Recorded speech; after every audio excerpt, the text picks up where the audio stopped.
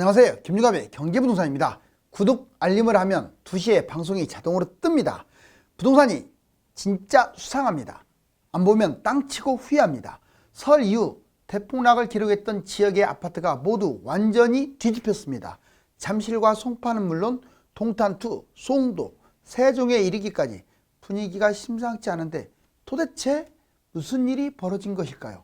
그렇다면 과연 2023년 여름부터 어떤 릴레이가 펼쳐질까요? 공급폭탄으로 2025년까지 계속 떨어진다고 하는데 과연 누구 말이 진실일까요?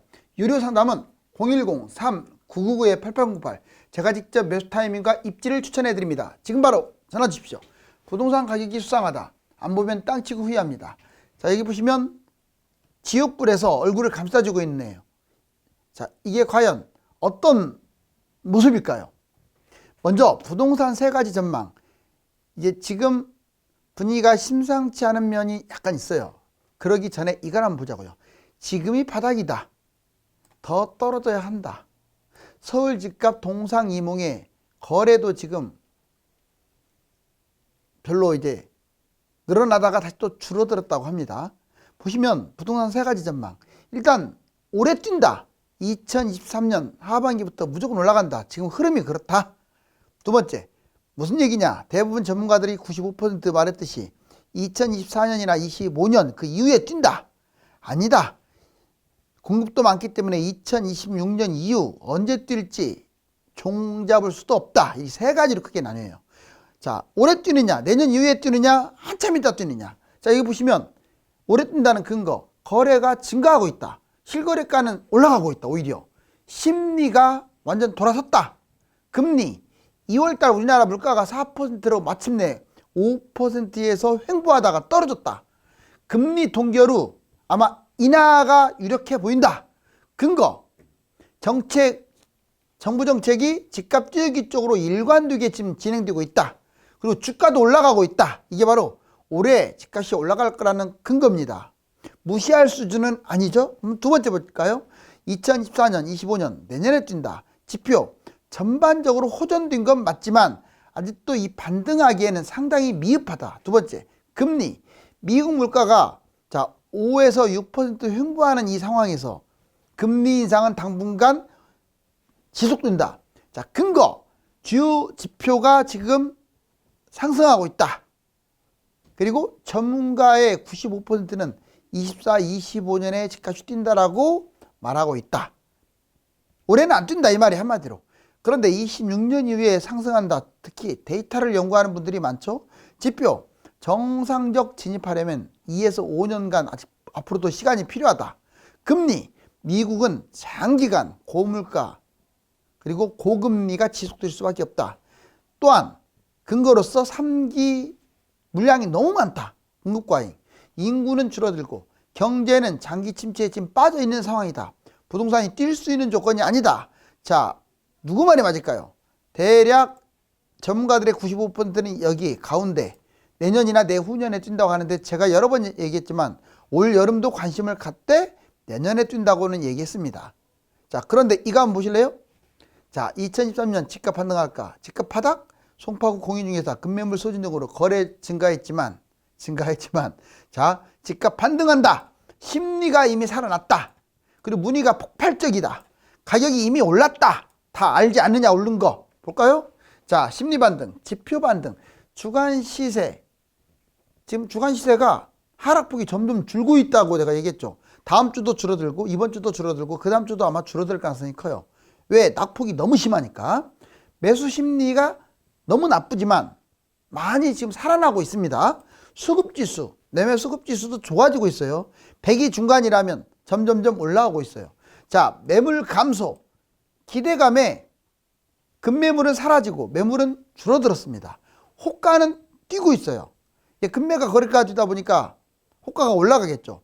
매물 10% 이상 높여서 내놓고 있어요. 지금 문의 한번 볼까요? 전화 문의가 다시 폭주한답니다. 평소보다 무려 서너 배 이상 계속 급증하고 있어요.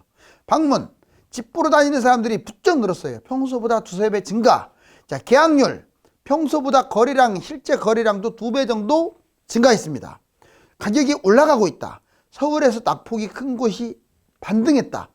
잠실이라든가 송파, 강동, 노원 바로 낙폭이 심했던 곳들이죠. 여기는 지금 바닥 시세에서 다 올랐다. 자, 경인 낙폭 큰 곳, 경기도와 인천, 동탄, 송도, 시흥, 수원 지금 1월달 찍었던 것보다 다 올라왔다.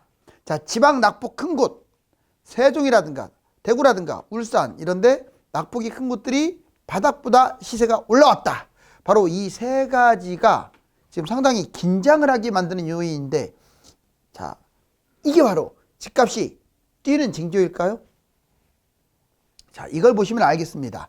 자, 지금 당연히 많이 생각해 보세요, 여러분들. 작년 겨울, 자, 사실상 10월 달부터 수직 낙하였어요. 수직 낙하. 그 전에 계속 빠지다가 작년 10월부터 그냥 뭐 12월까지 2달 만에 역사상 최대로 폭락했어요. 최대라는 표현을 씁니다. 최대로 폭락했어요. 그러다가 올해 들어와서 1월부터 조금씩 반등해서 2월, 3월 지금 이러고 있어요. 0이 여기라면 이렇게 떨어졌다가 지금 현재 이 상태예요. 그런데 이게 계속 올라와서 0을 추월해 갖고 올라갈 것이냐? 못 갑니다. 가능성은 10% 정도밖에 안 돼요. 왜? 바로 이 6가지가 워낙 강력해요. 이 벽이. 볼까요? 자, 미국 금리 인상. 이게 미국은 지금 적어도 6월까지는 금리 인상할 가능성이 커요. 2월달 또 CPI를 봐야겠지만 일단 그거하고 상관없이 금리는 올립니다. 자, 2023년 절대 그리고 인하 안 할 가능성이 높아요. 우리나라는 인하 가능성이 하반기에 있긴 하지만 미국이 인하를 안 하게 되면 이 기준금리 격차 때문에 인하할 수가 없어요. 자, 그 다음에 세계 경기 침체, 엎친 데 덮친 격으로 미국은 올해 금리 인상할 거고 경기 침체는 기정사실로 굳어지고 있죠. 22년부터 무려 24년간 3년간이나 경기 침체. 세 번째, 해외 집값이 지금도 폭락하고 있어요. 뭐 해외 집값이 뛰어야 우리나라가 따라가죠. 이제 우리나라 집값으로 움직이지 않아요. 제가 그랬잖아요. 자, 여러 나라들, 특히 영연방 국가들, 미국, 그리고 캐나다, 오스트레일리아, 뉴질랜드, 영국, 스칸디나비아 반도 3국. 우리나라 집값이 23년간 똑같아요. 모양새가. 이 나라가 안 올라가는데 우리나라가 왜 뛰느냐? 이거 일리 있는 말입니다. 우리나라만 먼저 치고 갈 가능성은 적어요. 그리고 미분양 미계약이 넘쳐납니다. 지금 10만을 향해서 달려가고 있는데 미분양이 많은데 과연 집값이 뛸까요? 마이너스 프리미엄이 급증하고 있는데, 그 다음에 전세가 폭락이 결정탑니다. 전세가가 하락폭이 지금 줄고는 있다지만 너무 지금 많이 빠졌어요. 매매가 동반 하락으로 이어지면서 갭 투자하기가 힘들어졌어요. 그리고 문제는 공급. 이제부터 사전청약이 본청약으로 이어지는 3기 신도시의 공급 폭탄, 그리고 인구 감소. 바로 이게 집값 하락할 수밖에 없는 6가지 요인을 이끌고 있어요. 자, 이제 이런 분들은 미리 팔고 기회를 잡아라. 결론적으로는 올해 여름에 잠깐 긴장하고 한번 봐야겠지만 결국은 올해 중으로 계속 폭락할 가능성이 높다. 그래서 여러분들 이거 한번 보실래요? 여러분들 미리 팔고 기회를 잡아라. 자, 무주택자는 기다리고 1주택자는 갈아타고 다주택자는 팔아라. 근데 지금 갈아타는 것은 안 좋아요. 왜? 아직도 바닥이 아니기 때문에 거품이, 내가 갈아타고자 하는 아파트가 더 좋을 건데 그 좋을 것이 거품이 아직은 세요. 바닥에서 갈아타야 돼요. 자, 다주택자는 팔아라. 이렇게 땅짓구에서 말하고 있는데, 자, 매도 대상 볼까요? 자, 미리 팔고 기회를 잡아라. 집값 폭등했네요. 경기, 인천, 외곽, 그 다음에 광역시, 지방 엄청나게 뛰었죠.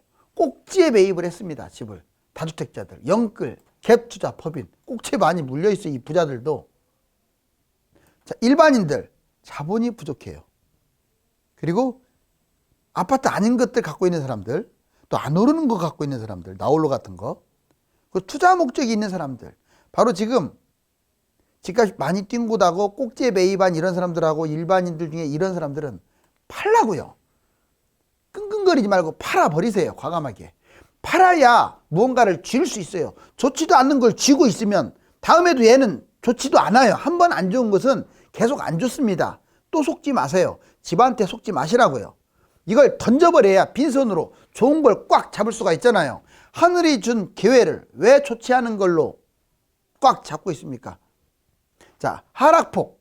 2022년 꼭지 대비 25% 폭락. 그래, 작년에 그랬어요.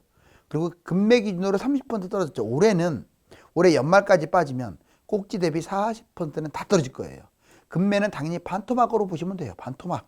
올해 여름부터 겨울까지 떨어지면 무조건 반토막. 그 다음에 24년 내년까지 떨어진다? 그러면 기본이 50%고요. 금매는 60, 70%까지 내려갈 수 있어요.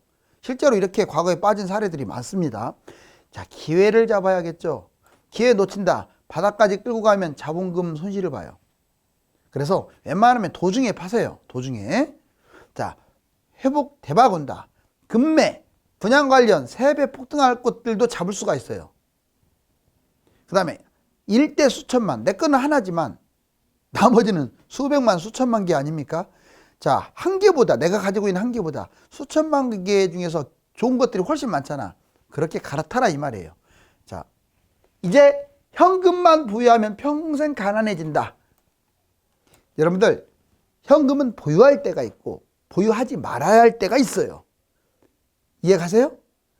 집값이 폭락을 했는데 현금만 계속 보유하고 집값이 올라가든 말든 그런 분은 돈 가치가 불어날 수가 없어요. 또 집값이 폭등했는데 그때는 현금이 더 좋은데 그냥 그 좋은 현금을 좋지도 않는 싸구려 부동산에다가 투자해버리는 거야. 꼭지에서. 그러니까 물려버리겠죠. 항상 이 현금이란 놈은 다른 재화와 용역 이런 것들이 떨어졌을 때는 투자를 하고 올라갔을 때는 보유를 해야 돼요. 자, 현금 보유만 하면 평생 가난하다. 화폐 가치가 떨어집니다. 생각보다 많이 빠져요. 통화량, 돈은 계속 찍어내게 돼 있어요. 물가는 계속 올라갑니다. 부동산은 폭등해요.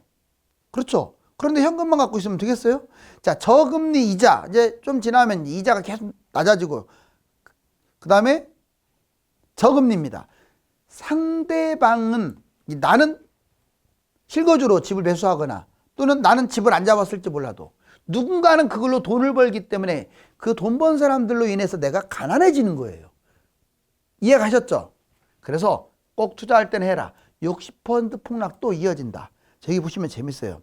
자, 용인의 성북동에 있는 아파트인데, 자, 예전에 2006년에 무려 8억 천을 찍었다가 쭉 떨어졌는데 세상에 4억으로 떨어졌어. 4억으로.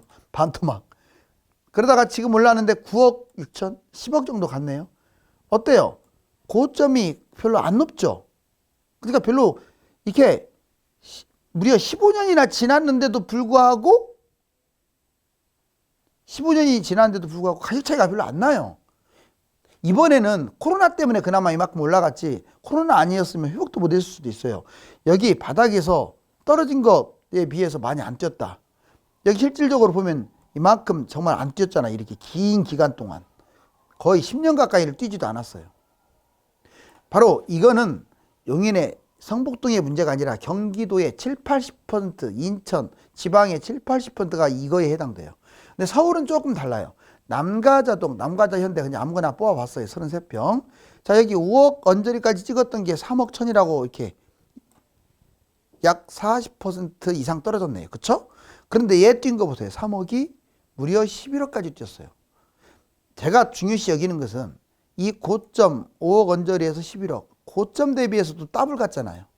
얘는 고점 대비해서 조금밖에 안 갔잖아요. 바로 그게 중요한 거예요. 얘 지금 금매 떨어진 거 보세요. 5억 5천 반토막도 더 났네요. 서울도 급나가죠. 이렇게 많이 빠진 것들은. 이제 전세 포함 가계부채와 가처분 소득 대비 부채. 여러분들 우리나라 부채가 1800조대로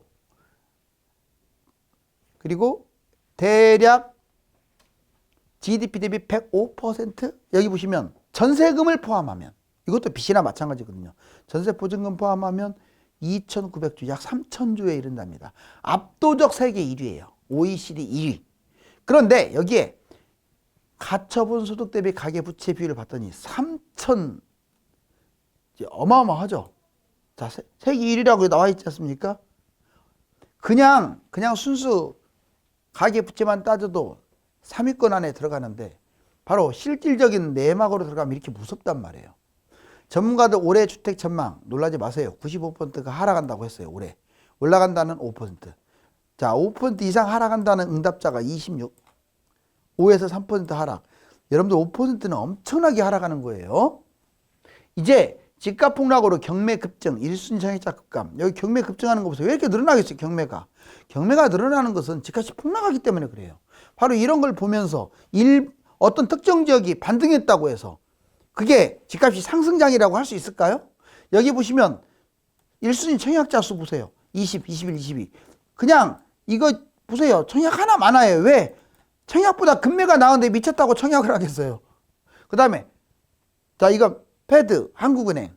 지금 이 기준금리 패드는 끌고 가고 있는데 우리나라도 아마 따라갈 수밖에 없는 그런 운명입니다.